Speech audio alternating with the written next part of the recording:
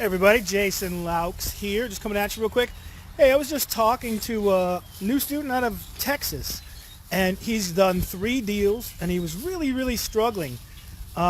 He's got 3 rehab deals. The first one he did, he didn't make much, if any, profit. We were going through the numbers, and I gave him a few ideas about how to get his costs down, get some repairs done a little cheaper. By the way, before I jump into this, if you want to do more deals faster from real estate, if you want to get all the funding you need to buy and sell houses without down payments, credit, borrowing from banks, without hard money, without all that stuff, check out secretlenders.com and I'll show you for free. Exactly. There's a 20-minute walkthrough video there you can go through and see exactly how we fund these deals, how we find them, how we turn around and sell them, sometimes without fixing them at all, which is what I'm going to talk about here today.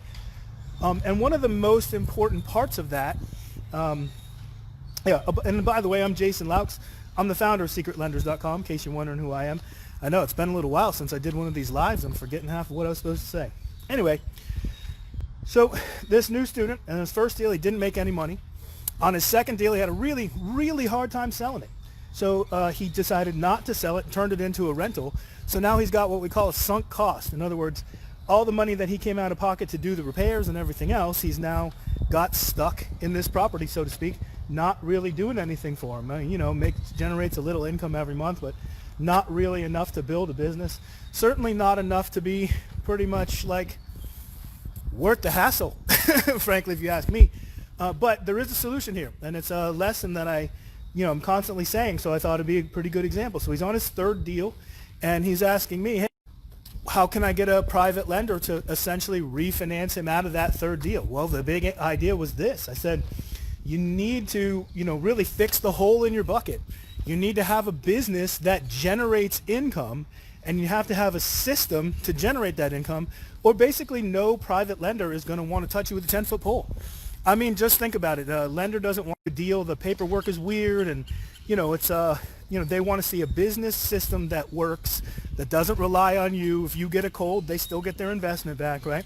And so that's what it's all about. So what I recommended to him is that he start what we call a Lone Ranger business. Now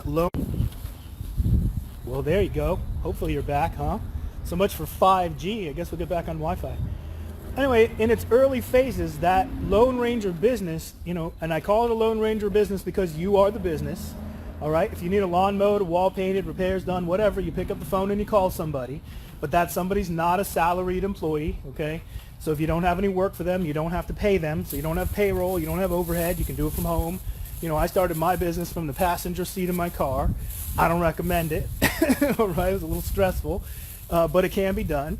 But in that Lone Ranger business, you're going to build that business on the backs of 2 different types of deals.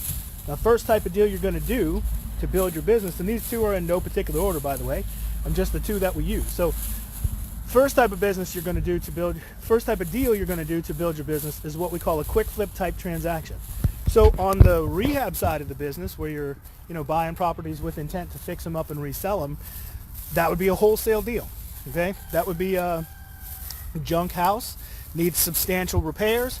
After it's fixed up, it might be worth substantially more, but you're going to take that deal and pass it on to somebody like me, somebody who has experience doing rehab, somebody who has access to the funds, somebody who can take you out of the deal, and you make an upfront cash profit. So, the real key to these deals is the true players in the game, we don't care how much you make flipping the deal to us. We care how much we make when we go ahead and do the deal. So I have students all over the country making those upfront cash profits without having to borrow money, without having to be landlords, without having to deal with tenants and contractors and all that other stuff. I'm not telling you not to do those things. I'm saying maybe you don't want to do those things first, okay? Maybe you want to do those things after you've got a little experience, after you've got some time in, and after you're a little more comfortable talking to cash buyers, talking to contractors, talking to private lenders. Once you've done a few deals, you've got a few deals under your belt, so to speak, then all of a sudden the sky is the limit, right? The other thing too is those cash generating deals generate the profits you need to still be in business long enough to get to the big checks later. I can't tell you how many students I've dealt with that did not have a cash generating profit arm to their business. You guys can hear the birds going crazy around me. And those students go out of business before they get to the big check at the end of the rainbow, so to speak, right? Before they can even let appreciation, depreciation, net worth, before those things can all grow to be worth harvesting, so to speak, the student's out of the game. They're out of business, right? That's no good. It's not. You have to be generating capital. So there's a lot of different ways we do that. Obviously, selling properties to cash buyers is one way to do it. We call those wholesale deals on a junk house, and we do it on retail deals too, except not to cash buyers. Those go to owner occupants. But the second type of deal you're going to do to build your business is what we call a value-added deal. So value-added deals are just what they sound like. They're the type of deals where you do something to the property to add value, right? To buy it for less or sell it for more, or both. Obviously, do both. That's how you get better at the business. You buy lower, sell higher. That's the name of the game, right?